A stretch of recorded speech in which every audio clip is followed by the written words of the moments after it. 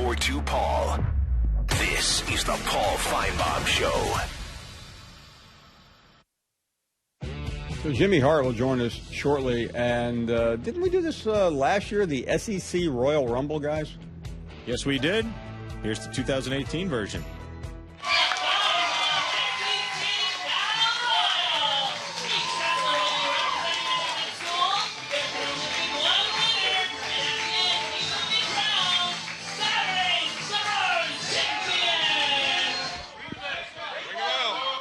As summer starts to turn into fall, the Saturdays only get hotter with the SEC. I hate your shirt. You can't compare to this.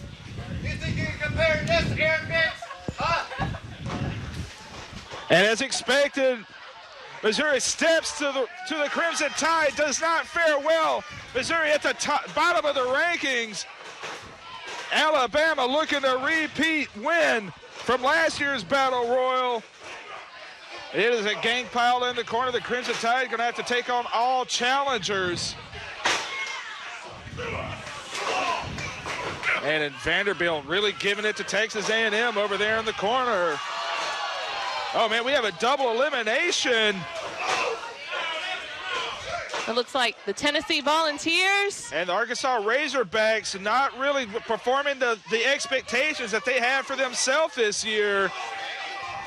They're looking to really pull things together later in the season. Oh, Vanderbilt hoping to do better here. And he eliminates Texas A&M.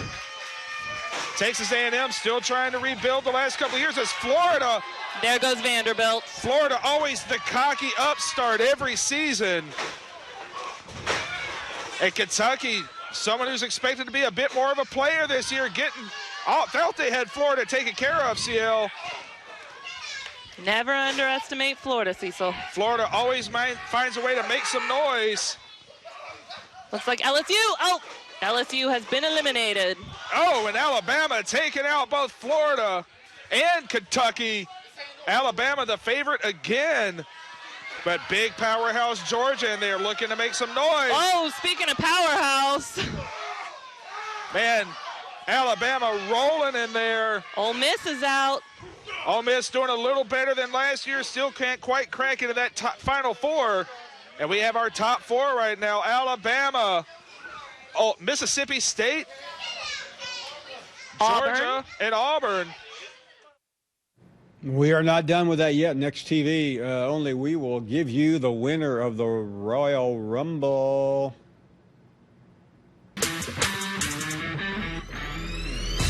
Biggest rivalries, best players, boldest statements.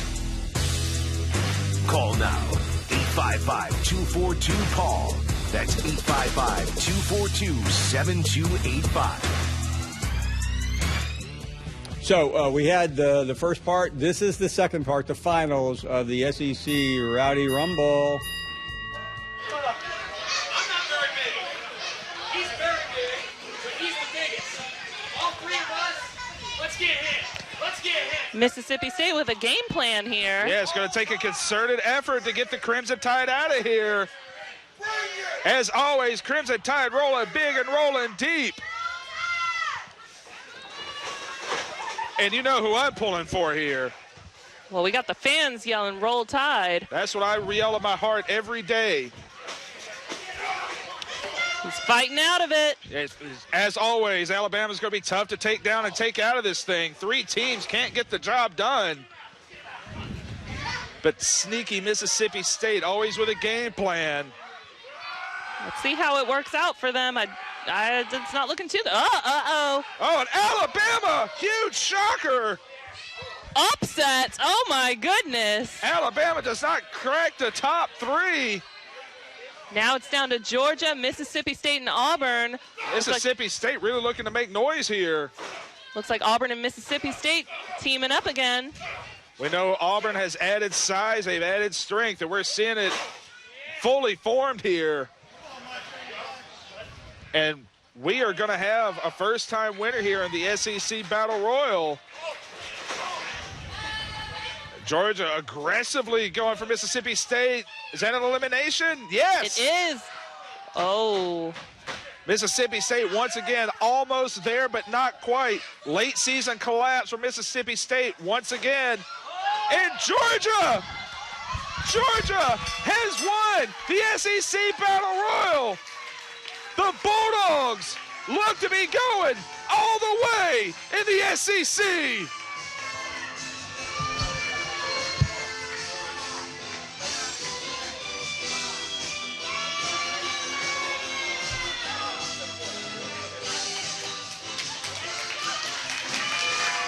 Points, 19 seconds, your winner, the University of Georgia.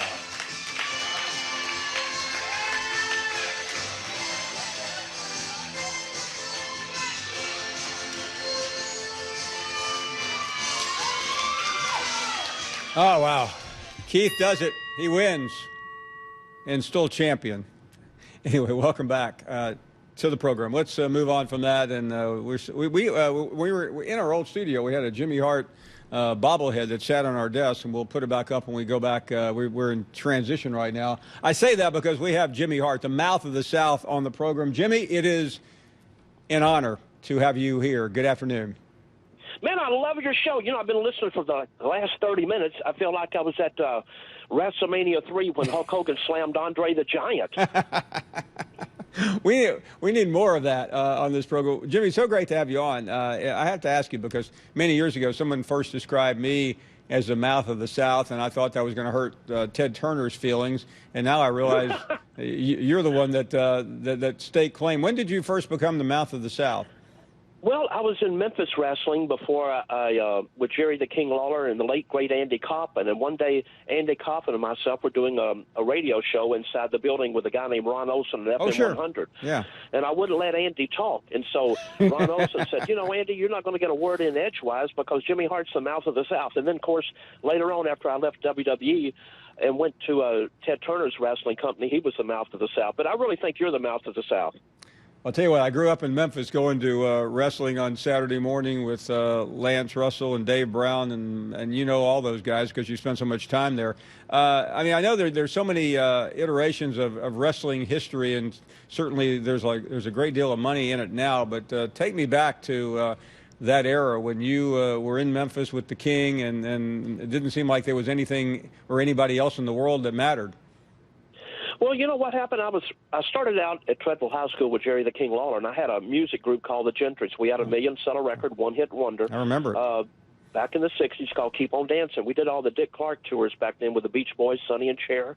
And then one day, Lawler, who went to wrestling, we went to music, he came back and said, would you help me cut a wrestling album? We did. We became good friends. And all of a sudden, the next thing you knew, I'm on Channel 5 Wrestling, managing the different people like Coco Beware and Handsome Jimmy Valiant, Joe LeDuc and Rick Rude and the Iron Sheik and King Kong Bundy. And so we had a great run down there. But it was just such a back then, too, Paul, you probably remember the ratings were so great back then, like a 23 share, kind of like American Idol back then, which we didn't know it then. We know it now. 7 out of every TVs were in Memphis wrestling, which was Tennessee, Arkansas, Missouri, Mississippi, of course, back in the day. Yeah, no, and again, you're taking me back to my childhood, and you know, wrestling had a reputation then as that's different now. I'm really curious as it has grown, and now you and I both know it is a billion-dollar, I mean, billion, forget billion, I mean, multi-billion-dollar a year sport. I mean, why do you think it has gone from little old grandmas getting upset with you and Jerry Lawler to where it is today? Well, Vince McMahon, because he had a dream back in the day. When I was in Memphis, I had the phone call to appear on the first WrestleMania. And when I got on the first WrestleMania, I didn't know what it was going to be like. But here I am flying on an airplane up to New York City, Madison Square Garden. Over to my left, there's Liberace. To my right, there's Billy Martin. All of a sudden, there's Andre the Giant, Hulk Hogan. And of course, Mr. T was there, Dick Clark. And it took off. And like I said, Vince had a dream back then to make it worldwide. You know, Ted Turner had WCW, of course, and then everything else was local wrestling. You know, the Crockett's had the wrestling up in Charlotte with Ric Flair, the Grahams down in, of course, Florida with Dusty Rhodes and everybody, and, of course, Memphis with Jerry Jarrett and Jerry Lawler was our Tennessee promotion, and Texas had the Von Erichs. But all of a sudden, like I said, with Vince's dream, which did come true. And, I have a beach bar here in Daytona called Jimmy Hart's Hall of Fame Bar and Tiki Deck, and every Monday night we watch Raw on Monday night, SmackDown on Tuesday, and the ratings are phenomenal. No doubt, and it's just so interesting. I saw a picture of you the other day in the aftermath of Aretha Franklin's death. We don't have enough time to go through the people with whom you have encountered, but give us a top 5 list. Ooh, the top 5, well, of course, Hulk Hogan, Jerry the King Lawler, the Hart Foundation. We just lost Jim the Anvil Neidhart last week, one of my guys, but Bret the Hitman Hart, of course, the Honky Tonk Man, and there's just so many of them. I hate to get in this situation because everybody always says Jimmy Hart gets along with everybody because I always ride the fence, and I do have my favorites, but just so many of the guys. I wouldn't be talking to you today if it wasn't for me being in the Hall of Fame 2005, and of course went into the WWE Hall of Fame back then. But everybody I managed back in the day, from Terry and Dory Funk to Honky Tonk Man to King Kong Bundy to Jerry Lawler to the Iron Sheik to Rick Rude at one time, and of course, like I said, it's just been so many of the Nasty Boys, the Rougeau brothers. The list just goes on and on and on. In terms of celebrity, Donald Trump got in the middle of this a couple of years ago. Everyone else has as well. What has that been like interacting with literally some of the biggest names in the world? Well, you know what? I was at my beach bar about a year and a half ago when Donald Trump came through here running for office, right? And I was over at a place eating, and a guy in a big suit came over and said, "You're Jimmy Hart." And I said, "Yeah." And he goes, "Donald Trump's got a rally next door." And I said, "Yes, sir, he does." And he said, "Have you got a ticket?" And I said, "No." And he said, "Would you like to go?" And I said, "Yeah, I'd love to." So I went over to the rally, and the next thing you know, the guy tapped me on the shoulder and said, "Donald Trump wants to see you," because he did one of our wrestling shows with us. And so I went in the back, had a picture with him, and he said, "This is just like wrestling. People love you, they hate you. You got to." And I said, "Boy, you better believe that." So, excuse me. And so that was my so we got a picture made. It's on my wall at the beach bar here, but we've had a great run. Before you go, and we have to do this more often, let's talk some college football. I know down in Florida it is very big. You grew up in Memphis like I did. When we get to this time of the year, tell us what it's like when in terms of you following the sport. Well, you know what? I have to say my favorite football team, and I'm probably going to get a lot of heat for this by not riding the fence, but I like Alabama, and I'll tell you why. 4 reasons. I'm wearing my heart on my sleeve. Number one, excuse me, I'm getting over a little cold right now. That's excuse okay. me for coughing in your face. Excuse me, but number one, back when I was growing up in Memphis, Tennessee, I got to see Coach Bryant, at the Liberty Bowl, Coach Alabama. Got to see that. I was a big fan.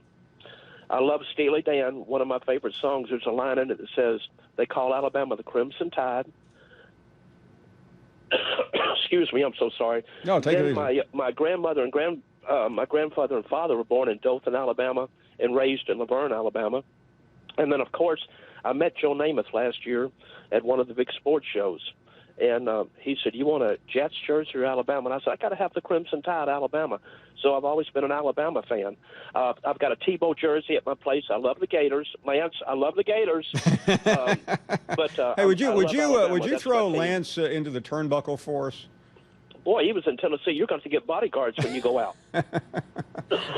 I tell you what, Jimmy. I know you sound like you're struggling there, but promise you. You know what? I was on the road last week. I'm trying to struggle through this now. I was on the road last week. I was in Columbus, Georgia, with some of the legends, with Animal of the Road Warriors and, Sergeant Slaughter and so many of those. And tomorrow I leave again and go to Buffalo, New York, because I'm on the road all the time. I'm on the legend contract with the WWE, of course, and we do WrestleMania each year. This past year I inducted Hillbilly Jim into the Hall of Fame, and we go out and do autographs for these guys all the time, and I'm on tour with Hulk all the time, too. So we've had a great run. Come back when you're feeling better. We would love to keep talking. We hope to see you as well. Jimmy, thanks for being with us.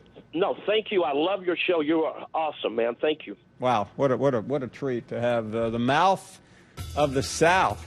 Didn't realize all that. We'll talk more about that. Barrett Salee, if you're an Alabama fan, you might want to turn the sound down.